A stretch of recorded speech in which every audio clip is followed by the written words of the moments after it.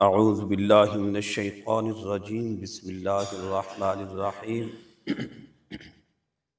الحمد للہ رب العالمین قال اللہ تبارک و تعالی فی الکلام المجید ان اللہ وملائکتہ یصلون علی النبی یا ایہا الذین آمنوا صلوا علیہ وسلموا تسلیما۔ سب آواز بلند درود پاک پڑھیں۔ اللہم صلی علی محمد وعلی آل محمد کما صلیت علی ابراہیم وعلی آل ابراہیم انک حمید مجید۔ سامعین محترم، آج انشاءاللہ سورۃ بقرہ کی آیت مبارکہ 183 تلاوت ہوگی۔ تو پروردگار نے ارشاد فرمایا، یا ایہا الذین آمنوا، اے ایمان والو، کتب علیکم الصیام، تم پر روزے فرض کیے گئے ہیں، کما کتب علی الذین من قبلکم، جیسے کہ تم سے پہلے لوگوں پر فرض کیے گئے تھے، لعلکم تتقون، تاکہ تم پرہیزگار بن جاؤ۔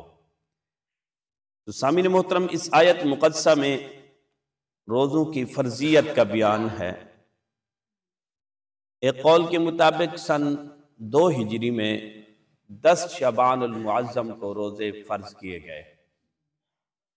تو حضور علیہ السلام کی حیات مبارکہ میں آپ نے 8 رمضان المبارک پائے، جس میں 5 رمضان المبارک وہ 29 کے تھے اور 3 30 کے تھے۔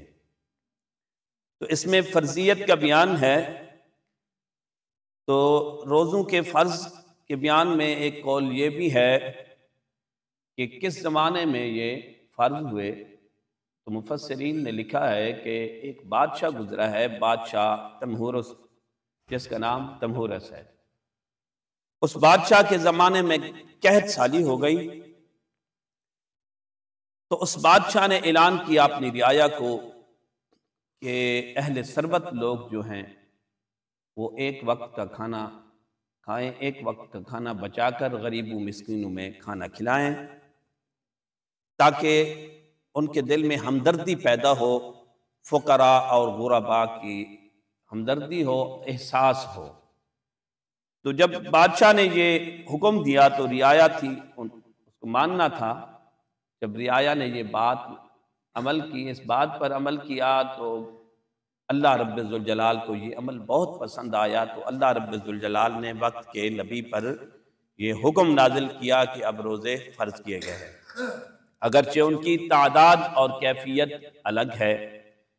تو سامعین محترم، اس آیت مقدسہ میں اللہ رب ذوالجلال نے فرمایا، یا ایہا الذین آمنوا، یہ خطاب اہل ایمان والوں کو ہے، حضور کے غلاموں کو جنہوں نے حضور کا کلمہ پڑھا ہے ان کو خطاب کیا جا رہا ہے، یہ سب لوگوں کو نہیں۔ تو فرمایا یا ایہا الذین، یا یہ حرف ندا ہے۔ اہل لغت کہتے ہیں کہ جب پروردگار اہل ندا کے ذریعے یعنی یا کے ذریعے بلائے تمہیں، تو تمہاری پوری توجہ اللہ رب ذوالجلال کی طرف اور اس کے حکم کی طرف ہونی چاہیے، ہر کام کو ترک کر کے، کیونکہ جو یا حرف ندا ہے وہ اہل محبت کے لیے استعمال کیا جاتا ہے۔ اہل لغت لکھتے ہیں کہ اللہ رب ذوالجلال اپنے پیارے بندوں کو مخاطب کر کے کہتا ہے، اے میرے ایمان والو، اے ایمان والو، تم پر روزے فرض کیے گئے ہیں۔ تو حضرت جعفر صادق رضی اللہ تعالی عنہ آپ فرماتے ہیں، یہ اتنے پیار کے ساتھ، اتنی خوبصورت محبت کے ساتھ یہ ندا کی جا رہی ہے، یا حرف ندا، اس میں اتنی لذت ہے، یا حرف ندا یہ اتنی لذت ہے اس میں، تو بندے کی جو عبادت کی تکلیف ہے، یہ لذت اس تکلیف کو دور کر دیتی ہے۔ تو فرمایا یا ایہا الذین آمنوا، اے ایمان والو، کتب علیکم الصیام، تم پر روزے فرض کیے گئے ہیں، یعنی روزے تم پر فرض ہیں۔ یہ سیام یہ جمع ہے صومن کی، صوم مفرد ہے، یعنی روزے کی یہ جمع ہے۔ تم پر روزے فرض کیے گئے ہیں۔ تو روزے کا جو لغوی معنی ہے،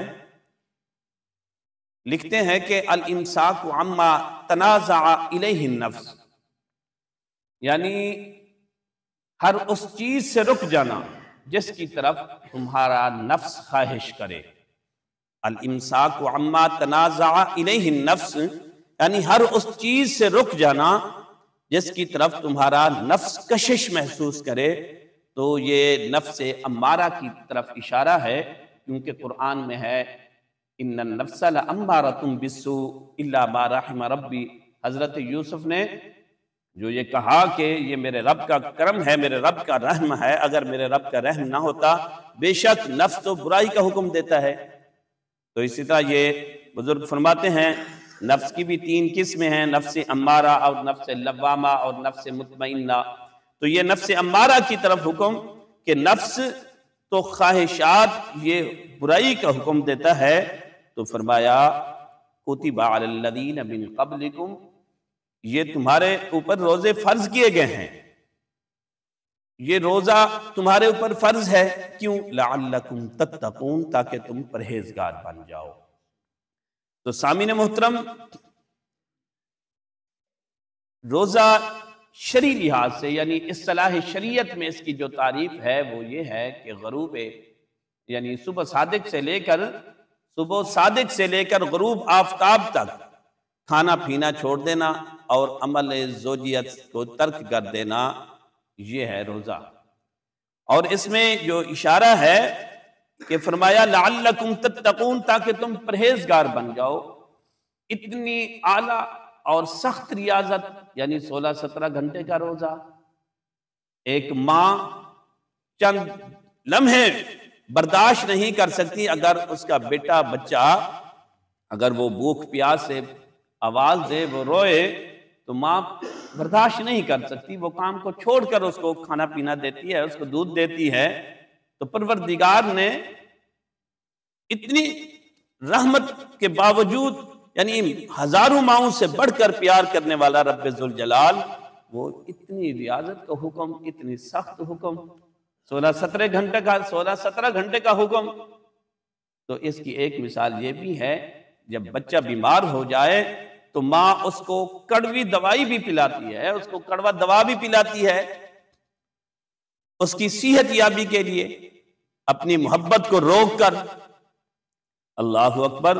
تو فرمایا اسی طرح ہے، ایک رب اتنا پیار کرتا ہے تو تمہیں یہ روزے کا حکم اس نے اس لیے دیا لعلکم تتقون، تاکہ تم پرہیزگار بن جاؤ۔ یہ تمہاری بھلائی ہے، اس میں تمہاری خیر خواہی ہے، اس میں تمہارا نفع ہے، تاکہ تمہارے اندر خوف خدا پیدا ہو جائے، تمہارے اندر یہ غربا مساکین کا احساس پیدا ہو جائے۔ یہ اللہ کی ایک خاص رحمت ہے، یعنی تمہارے دل کی سختی دور ہو جائے۔ لعلکم تتقون، یہ فلسفہ بیان کیا گیا ہے، اس میں حکمت بیان کی گئی ہے۔ اگرچہ ہم اس روزے کی حکمت کو نہیں سمجھ سکتے، لیکن اس میں بہت بڑی حکمت اور بہت کثیر فائدے بیان کیے گئے ہیں۔ تو میرے کریم آقا علیہ السلام نے ارشاد فرمایا، حضور کا فرمان ہے، اگر کوئی بندہ ثواب کی نیت سے روزہ رکھتا ہے تو اس کے گناہ معاف ہو جاتے ہیں۔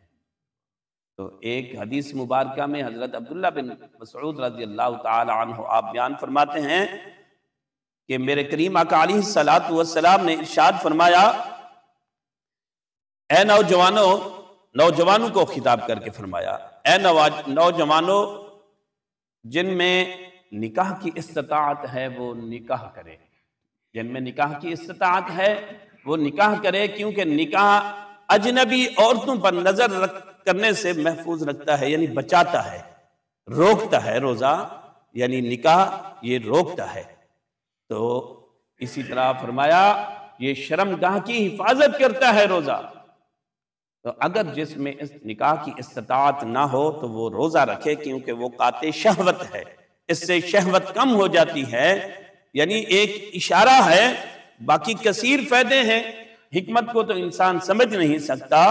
تو فرمایا یا ایھا الذین آمنوا، اے ایمان والو، کتب علیکم الصیام کما کتب علی الذین من قبلکم لعلکم تتقون، تم پر روزے فرض کیے گئے جیسے پہلے لوگوں پر، تاکہ تم پرہیزگار بن جاؤ، تاکہ تمہارا ہی فائدہ ہے اس میں اور تمہاری خیر خواہی ہے۔ صرف یہ نہیں کہ روزہ عبادت ہے، بلکہ بہترین تربیت ہے انسان کی، یہ تربیت کا بہترین سبب ہے، یہ جنت پہنچانے کا بہترین سبب ہے۔ اس میں یعنی یہ درس دیا جاتا ہے کہ روزے میں کہ انسان کے اندر اخلاص پیدا ہوتا ہے، انسان ریاکاری سے بچتا ہے۔ جب اللہ کی عبادت کرتا ہے تو اس کی ریاکاری سے انسان بچ جاتا ہے۔